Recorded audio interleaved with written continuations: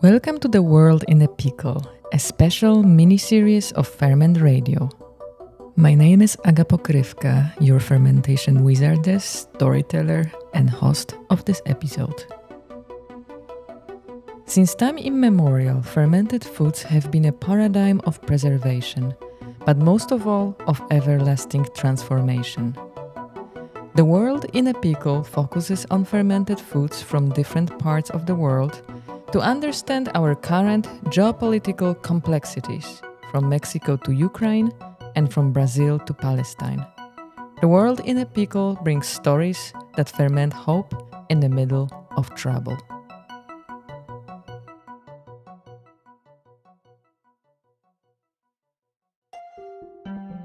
Episode 4. To exist, you have to resist. Did you ever have a hollow, empty feeling with you that made you crave to connect to something that existed before you? Perhaps an ancestral practice?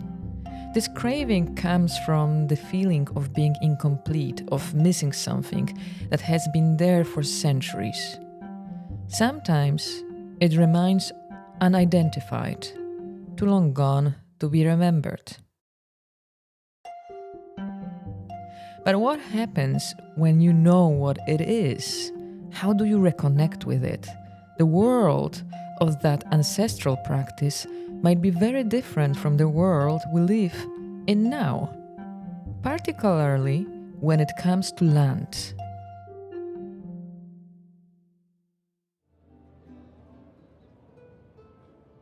The land we are talking about is nowadays scarce and expensive due to urbanization. It is affected by drought because of climate change and bad water management. Not many people know how to cultivate it anymore, and on top of that, it is not safe because of the operations of criminal cartels. This land with plenty of sun and little rain is in Zumpango, a municipality 50 kilometers north of Mexico City. Its sandy and rocky soil is perfect for cultivating agave, a rosette-shaped plant with thick, fleshy leaves that radiate outward from a central core. The leaves are long, pointed, and often have sharp spines along the edges, with colors ranging from deep green to bluish-gray. A mature agave plant can be quite big, including a towering flower stalk that can reach several meters high before the plant completes its life cycle. Agave is mostly known around the world for being the base of tequila or mezcal. However, there is another fermented drink that comes from this plant, perhaps lesser known outside of Mexico, which has managed to resist commercialization far better than its famous counterparts. It is known as pulque. What's the catch? Transporting it is a challenge because pulque has to be consumed fresh. Somehow it is like this beverage would refuse to be removed from its context. Wait a minute, but what is the connection between lost ancestral practices, Zumpango, land, agave, and pulque? This is the mission of a collective known as ESPUMA, which means foam in Spanish, but is also a tongue-in-cheek acronym that stands for Estudios Pulqueros Más o Menos Serios, roughly translated as somehow serious studies around pulque. Last year, I had the chance to talk about ESPUMA with César and Juan. They both come from Mexico and have very distinctive practices related to pulque. Juan Escalona Meléndez is a chef with a background in science working with food-related projects such as Coyota restaurant in Mexico City. César Iván Linares is an ethnobiologist specializing in traditional fermented beverages of Mexico. His research delves into the cultural and microbial aspects of these drinks.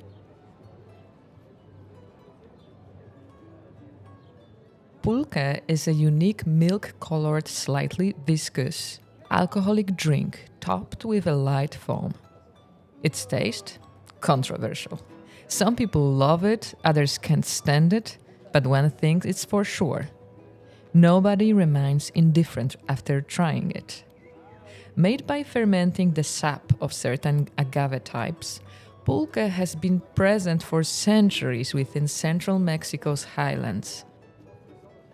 What is known right now, because there is not much information about it, like archaeological is just in the artist side of the history, there are some records, but usually pulque, because it is like the most popular side of the story, that it was like the drink of the gods, and it was used for rituals, and that was ceremonies, and that was true.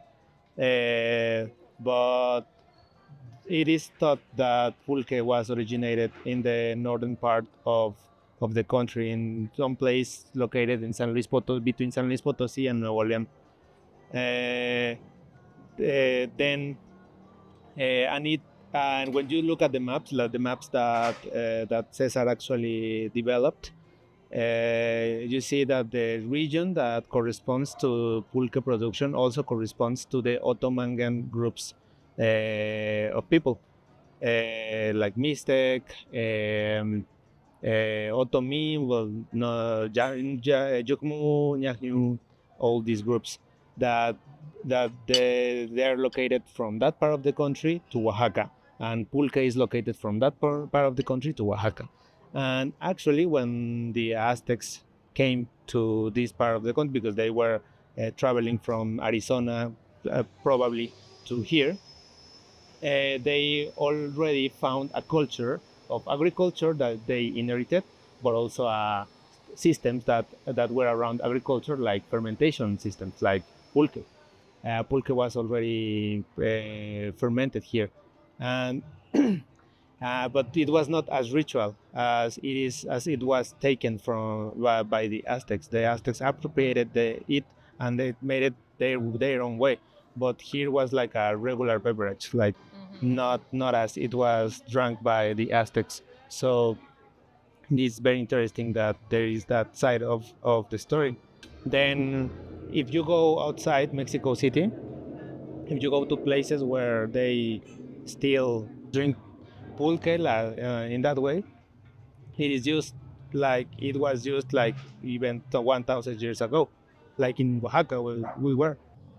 Also, domestication of this agave species to produce pulque came in through a domestication of the landscape. Like people that Juan was talking about, it, they were like transforming all through the past. Like this huge migration, these groups has was traveling also with these plants. And also there are like some pictures in the codex that you can see people in this huge migration with agave species at the back. The whole landscapes, in order to domesticate a plant that was not only used for a beverage, it was also used for fibers, textiles, food, also for construction, because you can use the stem, like the huge stem, in order to build houses. Actually, I have a maguey in the trunk of my car right now. What are you gonna do with it? I'm gonna bring to my hometown and put it in the field where I'm harvesting. Pulque has gone through an incredible journey. Once a sacred drink of the Aztecs, then booming in popularity in the late 19th century, only to decline in the 1900s, after gaining a bad reputation as a drink for the lower classes while European-style beer took over. I think it was never in the risk to disappear. There is a strong community who has been taking care of pulque, the plant, because the plant you see it everywhere, and that's a sign that the plant has been around, and is not a feral plant. It's the domesticated plant that it's growing all around Mexico City.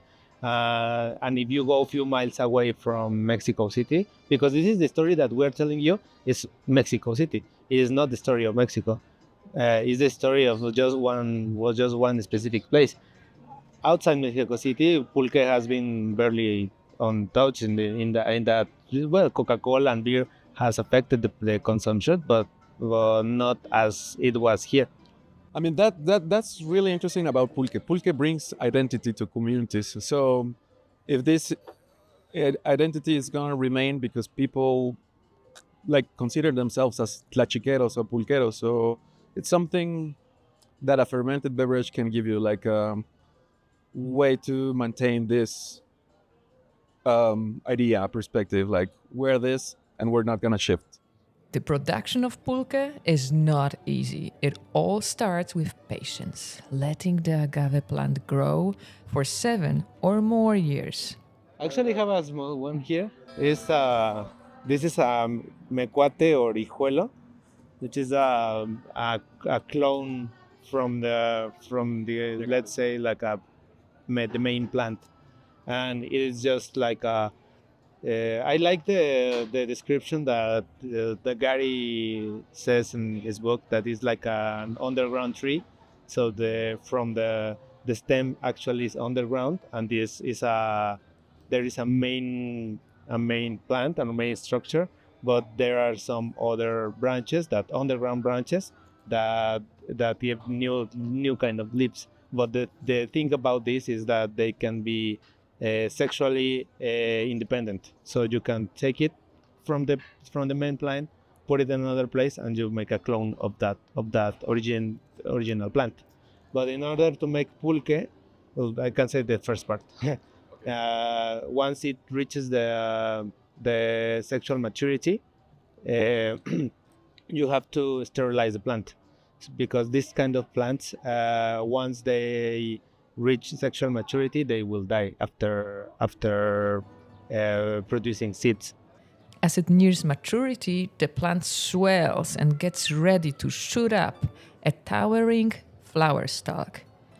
This is its one and only chance to reproduce.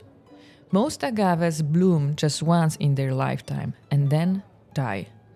So it's gonna produce like a huge stem. The producers cut them, like they castrate it, and then they wait for a couple of months, like 6 months, 3 months. Some of them even a year. Yeah, exactly. Just to maintain the sugars over there. So after that time pass, they remove all this huge stem that remains there. They remove it, and after remove it, they start scrapping. Like, it's super fine scrapping thing, because they have like different ways to scrap it. Like it can be like this, or it could be like this. It could be different ways to scrap it, and they're gonna do that for probably 6 months. Well, it depends on the species, but they're gonna do that for several months, just in the morning and at the night, the afternoon, like to collect all this met or sap from the agave. This encourages the plant to continue producing sap, or aguamiel, literally honey water, allowing a skilled harvester called a tlachiquero to collect the liquid twice a day. And then they're gonna put it in a container. And one of the things that we have already found, and what we are getting crazy about, is how they start the fermentation. Like, people assume that it's gonna get rotten something, but it is not. It's a controlled way to produce it. Like the producers have like specific dynamics to maintain it, like to use inoculums from other people or start their own inoculums. So, and this is the crazy thing, how they start something that they like. So it's trial and error. We have been visiting several tinacales. Tinacales is the place where people gather and maintain all the fermentation process. So these facilities of fermentation, the final result is is to produce pulque, but we have found several strategies to ferment pulque. Some of them are very simple, some of them are super complex, but one of the things that is common to all of them is that they rely or depend on the seed. And this seed that we were talking about that before is this inoculum that will bring the specific attributes, fermentation strategy, aroma profiles, flavor profile that will characterize the pulque of one person. And the thing about, and this is very important, is that pulque is not uniform. There is not like a pulque style or something like that. Every person prepares the pulque in the way they like and the way they want to feel after drinking pulque. And it has been, I have heard people like, this pulque is disgusting, it's not very good, it's not good. It is not that it is not good, is that it is fit to the people that that likes that. There is some people that likes that it is super sticky. There is people that likes it super acid or super acidic, super thick or super plain or super acidic or sweet. As we were visiting different tinacales, it's amazing. Like there is no way one way to produce pulque. There's like a myriad of ways to produce it, and that's the beauty of pulque too. Like it's not homogeneous. It's gonna be heterogeneous all the time, and I would say like that's a kind of beauty that we want to maintain in this fermented beverage. Is like it's a resilient cultural way to maintain the fermentation in different regions. Like and also it might be the way because the one way to maintain this how to produce pulque in different regions. I wanted to ask you one question. When you were saying that you scrape off the plant to get the sap, does the plant survive that or it dies? It eventually dies either way, even if you make the pulque or you don't. You were mentioning before about this identity of pulquero. Is there something more about identity of pulquero than just making pulque? And if yes, what it would be? Well, I consider ourselves pulqueros. We're working on it, and and we have a huge respect for that. We drink it every day. Like at least I drink it almost every day. I can confirm. Sometimes Juan doesn't have water in his house. Pulque is around all my life. I have magueyes like here, or in the trunk of my car, or in my house. I have a maguey that I want to put in a maceta, like a big one. And I'm always thinking and thinking about pulque, drinking pulque, or talking with this guy about pulque, or thinking where I'm gonna try a new one. And well, I consider myself already a pulquero. It's also interesting because there are some pulqueros that they don't own lands, so they need to ask for the agave species. So they pay for the agaves and to have access to the lands. So like there's a huge panorama of people that produce pulque. To be honest, like the ones that own super extensive lands, the ones that ask for agave species, the other ones that just work there and also maintain the cattle or stuff like that. So it's not like an homogeneous thing too. It's really heterogeneous there. And probably one of the things that it's growing is like they don't have access to these lands. Most of them, so I would say, like the small ones. There's no soul without agave. Like there's no tlachiqueros, there's no pulque culture without agave. I think that's very important. A very important point that we have to take care of the plant and to promote the culture of the plant in order to maintain the pulque. Like it's the soul of pulqueros. And now I feel confident to say that myself I consider a pulquero because 5 years ago I was not as into pulque as today because my granddad used to produce pulque, but my dad stopped that. But then it became part of me in few weeks. So you can become pulquero just because you do pulque. You don't need to be born into the lineage of pulqueros. That's a really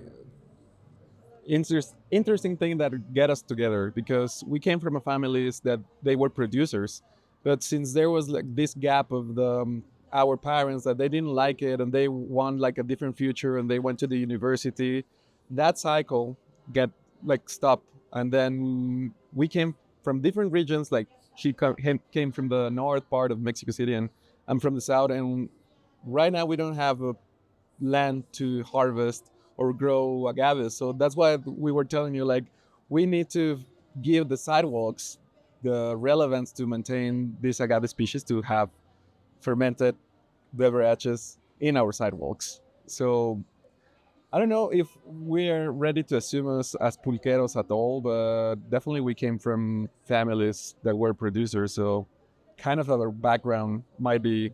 I find it so interesting what you are just saying, because if you are coming from a broken lineage of pulqueros, I understand that your ancestors who were into pulque, they were not living in an urban area, right? No. Exactly. Because you need a little bit more space than we have here. Exactly. Yeah. And then you were born, or your life is more urban, and you kind of find ways how to keep doing pulque in the urbanized area. Even though if I wanted to grow maguey or produce pulque in the same place where my granddad used to do that, I can't, because there is a highway there right now, and there are a lot of things or problems with these real estate developments in the state of Mexico. That it's like a huge problem that has brought the lack of water, security problems, like huge security problems, and now Erosion. erosion, yeah, heavy problems of land erosion. I can't. So I actually, this pulque that you drank today that comes from Zumpango, it is not harvested from a field like it used to be. It comes from the sidewalks and backyards. It's street pulquero. It's like a street pulquero. But to be honest, like one of the things we started this idea of espuma or pulque, it was because somebody told us like we don't want pulque because it's for morenos, like for for prietos, like, and we were like, after that we started this idea, like we want that pulque be able for brown people like us. We want to take it back, and that was like the spark, the first spark when we said like, fuck them. I really appreciated when you said that, because I said, oh, pulque is not so popular. And you said, I don't think that ever disappeared. It still kept going where it, in certain communities.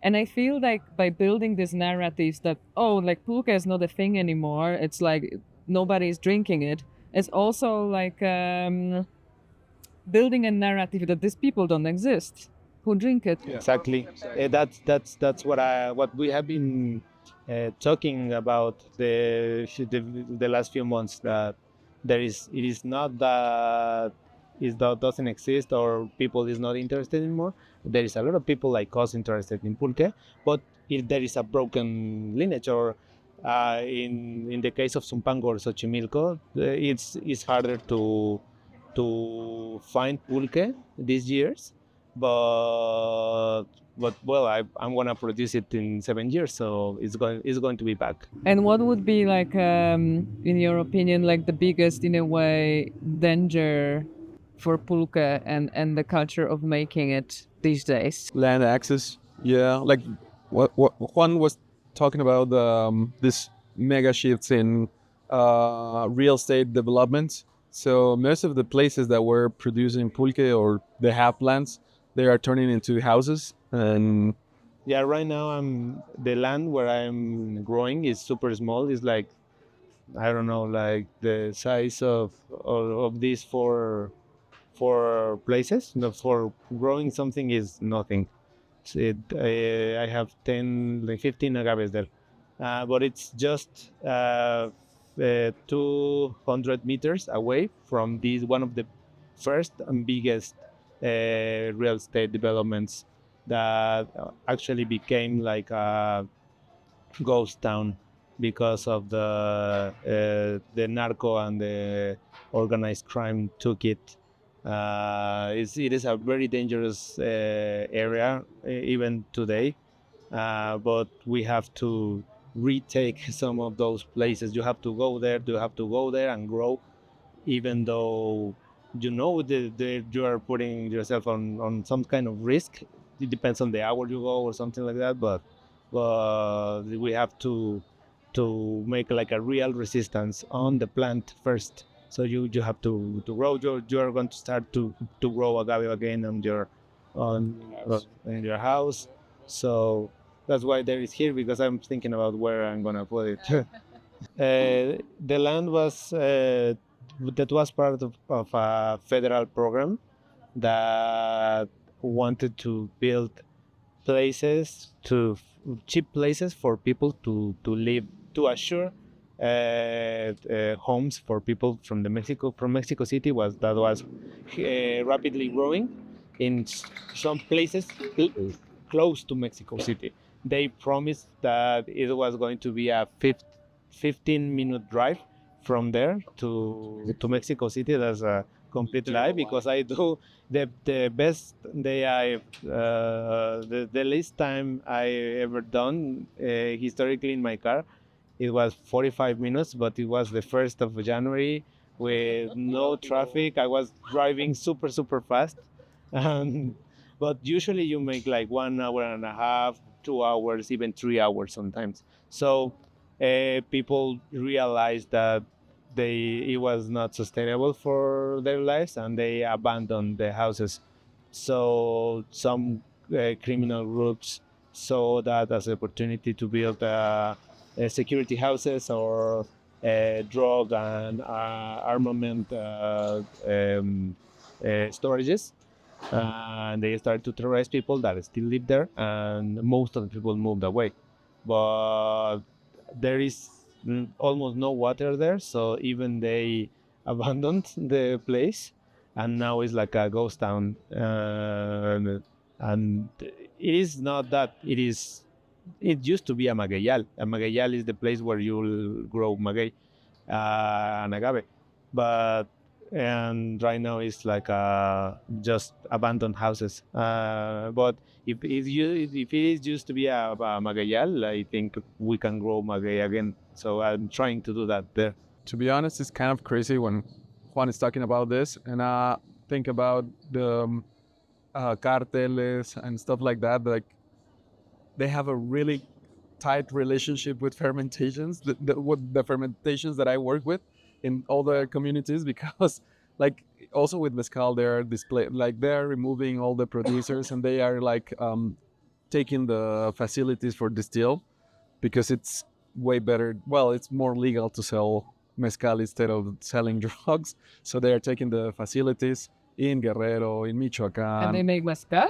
Exactly. So yeah, so it's crazy. But also in with the coloncha, the fermented beverage produced with cactus prickly pears, like people like narcos are getting involved with the kids, and so they're paying better. So people don't want to work to obtain this fermented beverage. But not pulque. Well, pulque in this way, in that it's not like a relationship like they want to get involved, but they are involved in the way that people that used to prepare pulque in that way in that area, they cannot go anymore because of security reasons, because you have to go once at the beginning of the day and once at down. Yeah.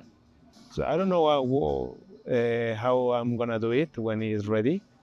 Maybe in 7 years something also changes there, no? I Hope so.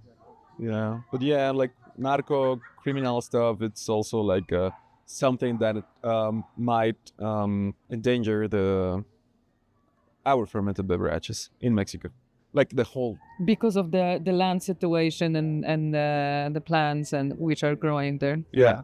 So it's one of the main concerns that we sometimes also talk about when we talk about making pulque. It's one of the parts of the equation you have to Consider. And did you hear similar opinions from like people you visit who do pulque? No, we haven't, right? For Oh, that's good. yeah, for pulque, yeah, but for other beverages, to be honest, when I was in Alamos 1 week ago, and they were producing bacanora, and there was a huge movement of narcos. Like they told us, like, don't get out of the hotel after that time, and that was it. Like but it's huge. The narcos are controlling also these distilleries.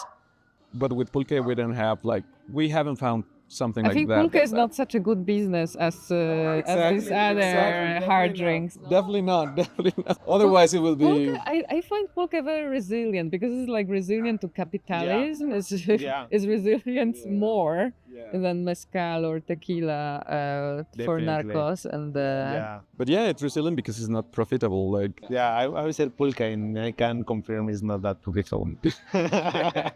Because I like pulque, I like pulque, and that's it. That's a way of being with pulque or with around pulque more time. We were thinking about a project, right? And then it came this name that we call ESPUMA. So the acronym is Estudios Pulqueros Más o Menos Serios.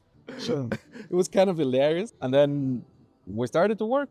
Then we started to visiting different tinacales.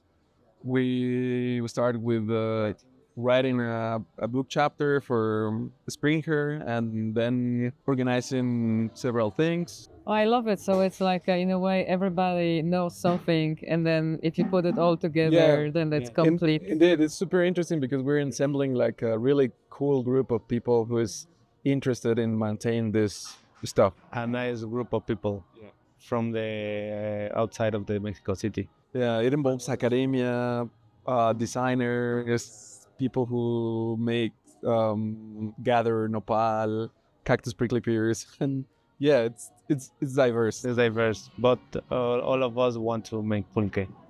ESPUMA is on a mission to ensure that pulque survives despite the pressures of aggressive urbanization, extreme drought, and violent crime on the outskirts of Mexico City. Through a blend of biology, agroecology, and creativity, they work to establish a resilient ecological, social, and fermentative system, one that allows pulque making to continue in its places of origin. They scrape urban agaves in backyards and even on the sidewalks. They plant new specimens on their micro-farm in Zumpango. They connect with pulqueros and tlachiqueros to learn, share, and connect.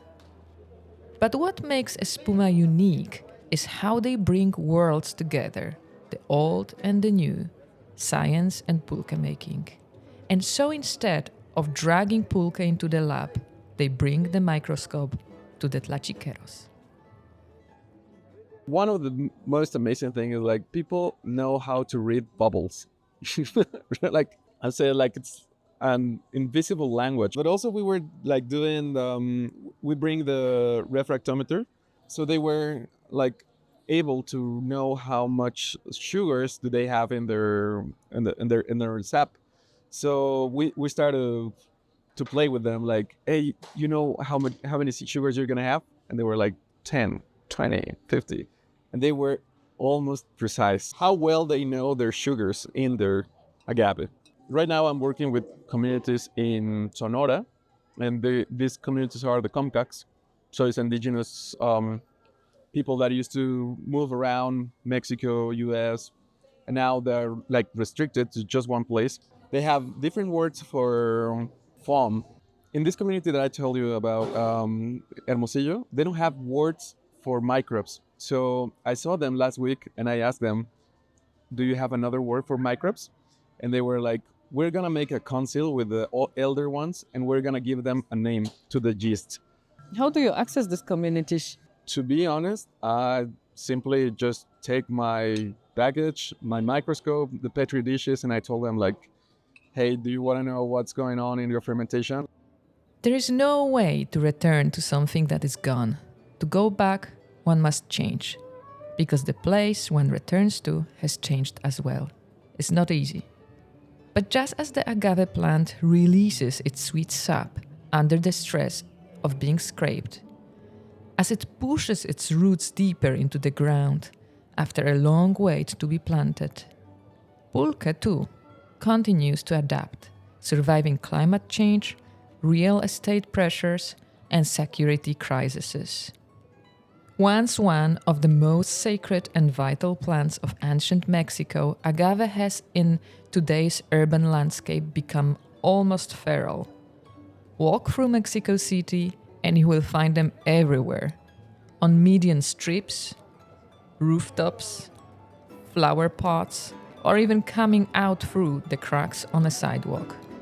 Now, I can no longer see Mexico City the same way. I see mostly agaves.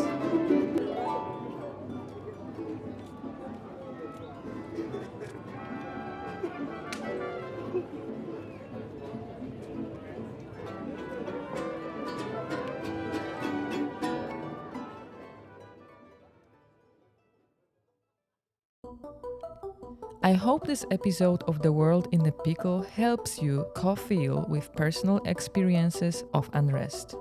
I hope fermented food helps you transform your prejudices, simplifications, and generalizations. I hope it also encourages you to integrate your personal experiences into the global happenings we are all part of in a smaller or bigger extent. If you like this episode, please share it. If you would like to know more about the show, listen to this episode again, or find previous episodes, please go to fermentradio.com. You can subscribe to this podcast on Spotify, Apple Podcasts, and more. We would love to know what you think of this conversation, hear your human microbial stories, and your suggestions for future episodes. We are always looking forward to hearing from you at hello@fermentradio.com. You can also leave us an audio message on Instagram. The World in the Pickle is supported by the Kone Foundation, Arts Promotion Center Finland, and the Center for the Social Study of Microbes at the University of Helsinki, and is brought to you by Super Eclectic. I'm grateful for this support, and most of all, for all our amazing Ferment Radio listeners. I am your host, Aga Pokrywka. Keep fermenting and stay tuned for the next episode of Ferment Radio.